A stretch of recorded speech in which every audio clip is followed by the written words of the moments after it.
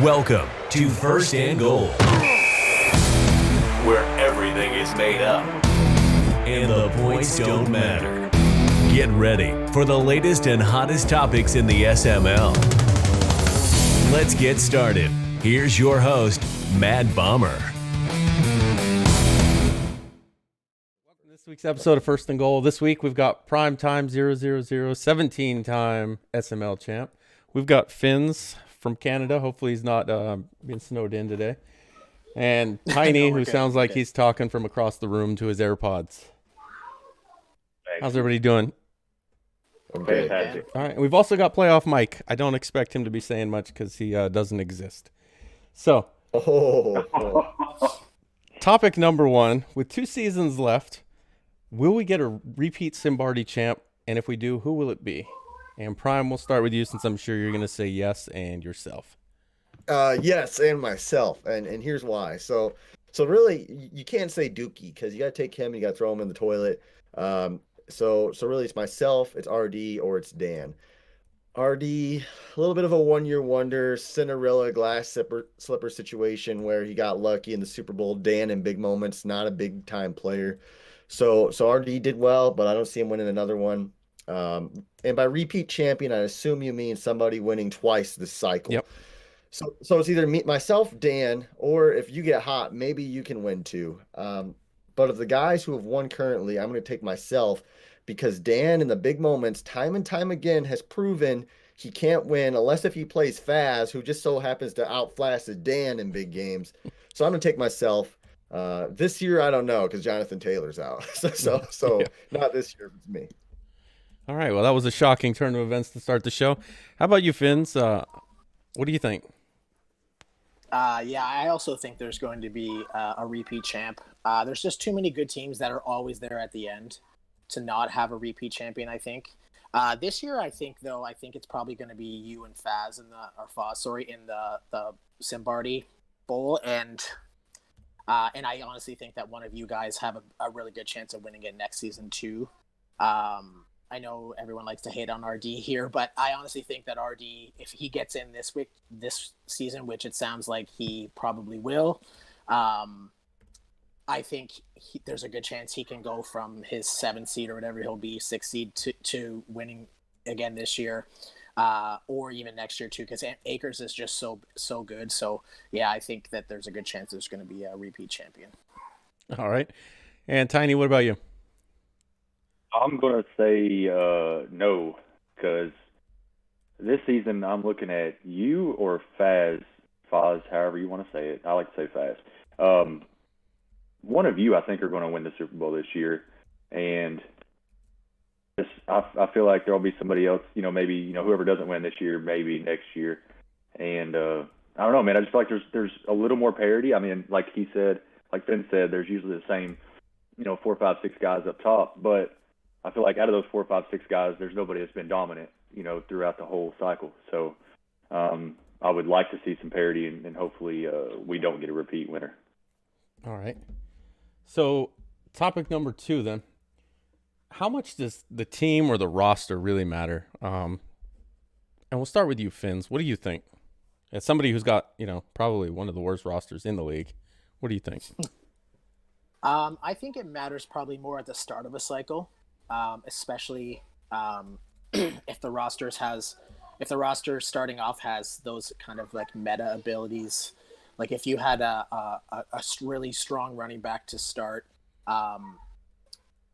or linebackers, guys with high change of direction. I think at the start of the cycle, I think those people probably had a lot more success to start than maybe guys who had to build their rosters. I think though now we're at the point now where good users will always be at the top no matter what. Like, I think if I were to swap teams with you, Bomber, or Foz, or someone who's got a really strong team to start a cycle, I think, or even right now to start next season, I think you guys would probably still make the playoffs with this team. And I'll probably have maybe a couple more wins than I would now, but I don't think I would still make the playoffs. So I think it probably does make a difference to start, but not currently at this late in the cycle. No. Okay. Tiny, what do you think? I think the user, of course, matters quite a bit. But in saying that, give you, Dan, Prime, Dump, RD, any of you guys take the Seahawks right now, and I still think you would probably be a fringe playoff team, if not a little better. The user, means a lot, but it's almost like the rich gets richer, man, because you guys are good users, and you know how the game works kind of too, and you're good at the franchise mode, and so the good guys, even starting out, may have a good team, but they build on that throughout the whole cycle. As somebody like myself who still doesn't really understand how the whole franchise thing works out good and everything, my team just kind of it started out good. You've seen I went 9-7 year one. Ever since then, okay, Prime. Ever since then, I haven't done much since then. So started out with a good team. It didn't help with the draft picks and stuff, but I think the user matters more than the roster. All right. So Prime, Go ahead. Just before I give my answer, I just want to give some franchise tips to Tiny. Don't trade DK Metcalf next time in the Seahawks, and you'll be all right. But anyway, I agree partially with Finz. At the beginning of a cycle, not everybody knows everything about the game. Later on, the stronger users kind of separate themselves a bit. Yep. So if you have a really good team, you're likely to kind of get that push early. Now, here's the big difference that I see. Late in cycles, you have really overpowered teams. Usually 2 or 3 guys have super overpowered teams per season anyway. And your team doesn't really matter from weeks 1 through week 17. You could probably, if you're a good player, if you're Bomber, if you're Prime, if you're Faz or Dan, you're going to make the playoffs. The problem is if you're Dan and you play a Prime who's probably pretty equal on the skill level, if Prime's team's that much better, Prime's going to get that win. Just that's going to be the deciding factor. So that's when the team level makes a difference is come playoff time. If you got some injuries like me, I'm making excuses. I'm not going to win, guys. I'm washed up. So that's going to be the difference is the big time teams will make that push later in the season. No one cares weeks 1 through 17. Okay. So speaking of that topic, then topic number 3, what guys are a product of their team, whether good or bad?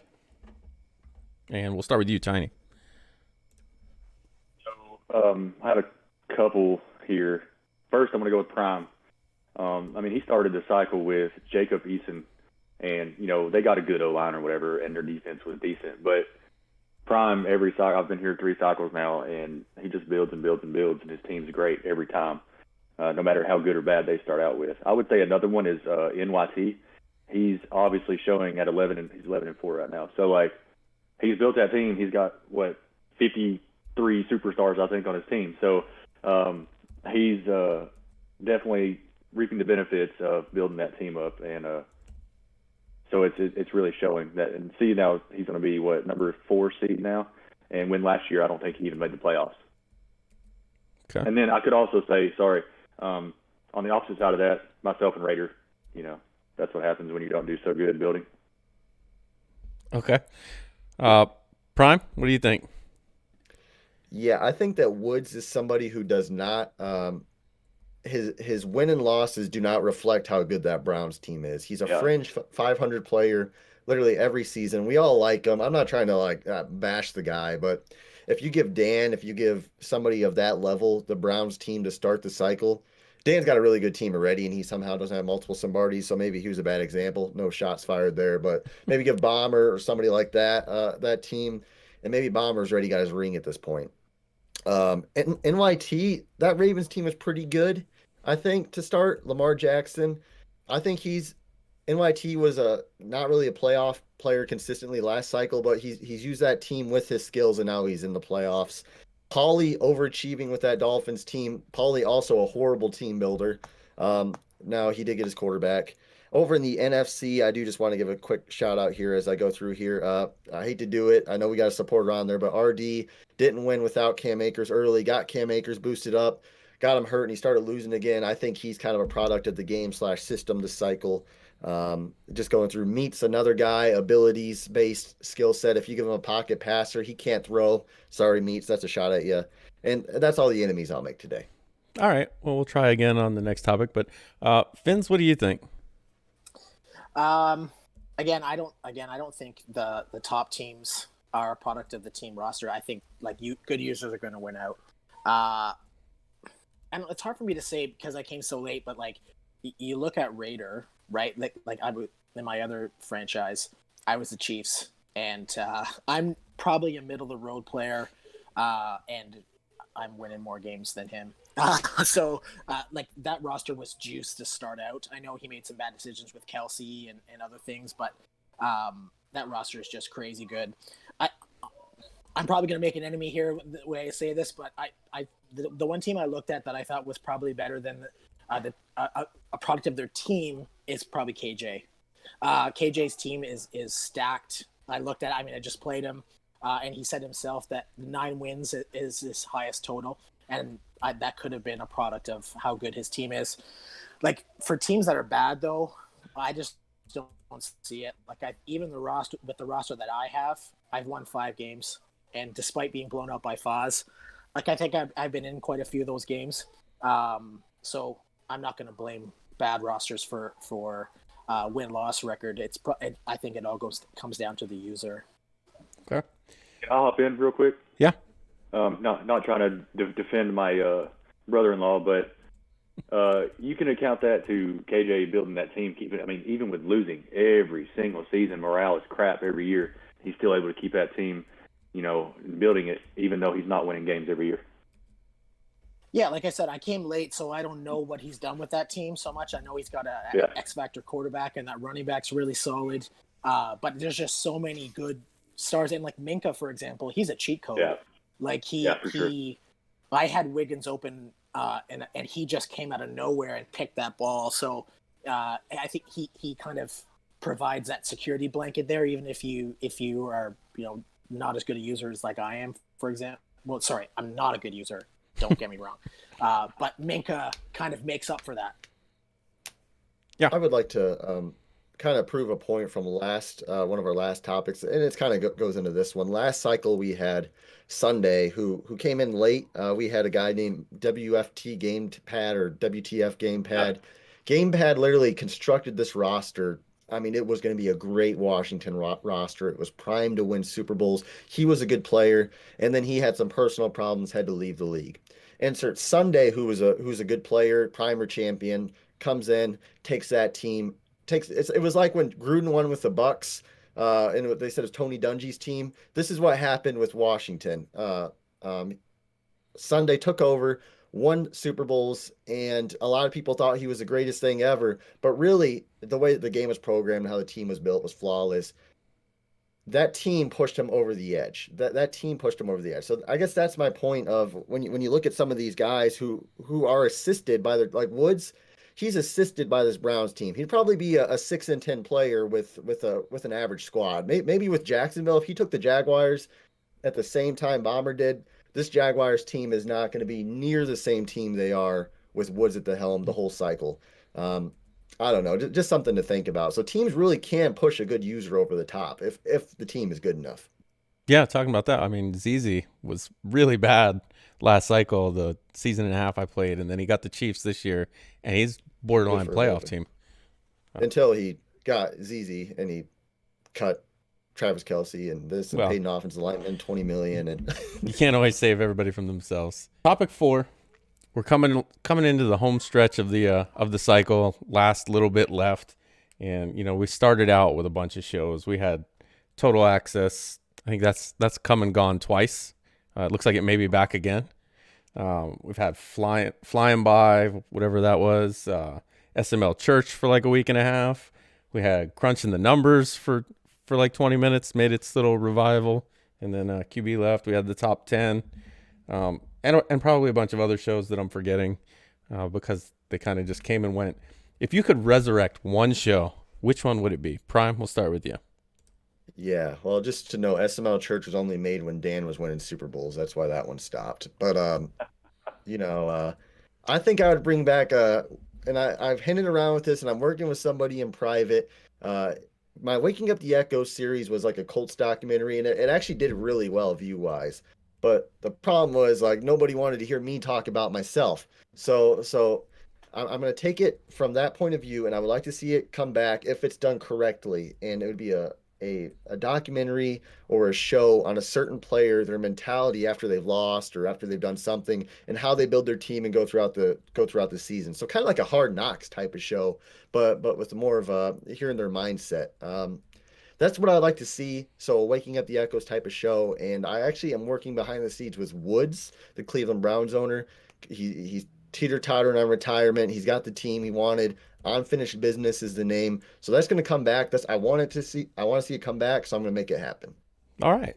Finz, what about you? Obviously, you probably haven't seen many of these shows because they've been gone for so long. But if you did have a chance to look back through YouTube, what do you think?